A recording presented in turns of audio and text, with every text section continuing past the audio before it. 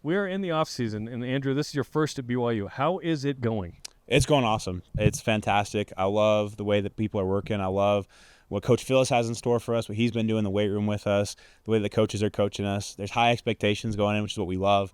It's been amazing, though, so far. I've loved it. Rehab's going super well. So just excited to get the pads on and get going in the season. You guys are working hard. I've seen wall sits in the IPF. I've seen running the stairs at LES. What's all this like? What's the toughest thing? It's a grind, man. I'd say, for the big guys on Thursdays, we have what's called big man conditioning. So I don't know if you've seen those videos surface on social media of us pushing those sleds and moving around. But, man, every Thursday, that's a little daunting coming into it. But you love it too, right? I mean, it's going to be tough, but that's what you love, right? I mean, it's going to be tough to go win in overtime. Maybe, when you have to go do that this season at some point, it's going to be tough to go play on the road in some games. So you build that toughness now, you build those calluses so that by the time you get to the season, you just go and roll. So I love the toughness. I love the mentality that they're instilling in us. Yeah, it's been hard, but that's the way you want it to be. Tell me about the sled and what makes it so difficult. Man, I think the tough part is they got 3 different kind of sleds that they're having us push all in a row, right? So you do one station, then you go to the next. But, it's tough, man. When you load a bunch of weight on there and you start pushing, you're bent over, there's just something about it that it just gives you a sick feeling. It really does. Like people call it the prowler flu if you've pushed prowlers before, right? It's a real thing that they put a warning on there for the prowler flu. Like I maybe have done this. Maybe you've done it before, Jay. I don't know.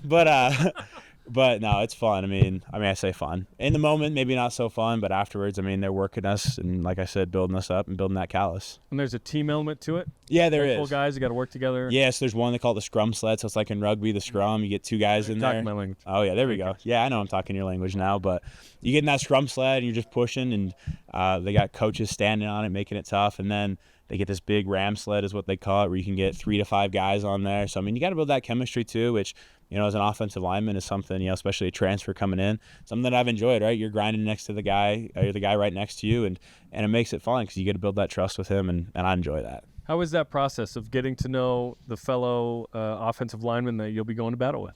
I've really enjoyed it, and it's been going really well. Everybody's been super welcoming to me, which I really appreciate it, right? I know that it can be tough sometimes being a transfer and coming in, but, man, everybody here in the O-line room has been awesome, and it's been great to get to know them because I think just as important as getting to know them on the field is getting to know them off the field. So we did an O-line retreat down to St. George, got to play golf with a bunch of them, been hanging out with a bunch of them, and we've all just clicked really well. It hasn't ever felt like there's separate groups or anything like that. Everybody's jived really well. I feel very welcomed, and I feel like it's going to be super easy then building that chemistry once the season rolls around. Give me a sense of the food bill or the amount that in St. George was required to feed the group.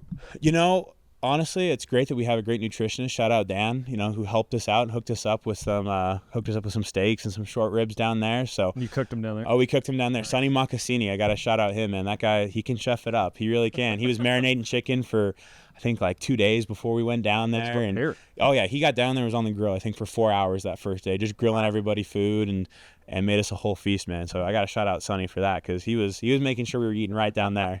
That's awesome. Who is the best golfer among the O-line? I think there's some debate on there. I would say it's myself. We were down in St. George, and but I actually, you know what? I might have to give it to Jeff Lewis. Jeff Lewis is pretty good. He did beat me that second day. Austin and Waylon might be upset that I'm saying that, but this is Chad's son, right? That's Chad's son, yeah. Jeff. Yeah, he's a really good golfer. He's a really good golfer. So I'd actually probably give him the nod. I'll have to go play head to head with him again, but I can hang with him too. Yeah. Okay, I like that. Compare and contrast sort of the different styles of strength and conditioning, kind of the team element of Michigan and now here at BYU. Yeah, they're definitely different, right? I would say at Michigan, you bring guys in, you're bringing in a lot of 4- and 5-star guys, and so at the end of the day, a little bit more developed maybe and ready to go. And so honestly, at Michigan, maybe not quite as hard as the conditioning's been here. And so I've kind of seen both aspects. There's a lot of functionality type movements at Michigan, and here it's a lot more, you're going to grind. It's going to be a little bit harder, which I've loved having both aspects, right? Because you need both in football. But here they do it really smart too. They're going to train you hard, but they're going to make sure they're doing it science-based, and they track everything and make sure we're not getting injured. And so it's been really cool to kind of see both aspects of ways that work, right? It's worked at Michigan. It's working really well here. And for me, it's been really cool to kind of see both aspects of it.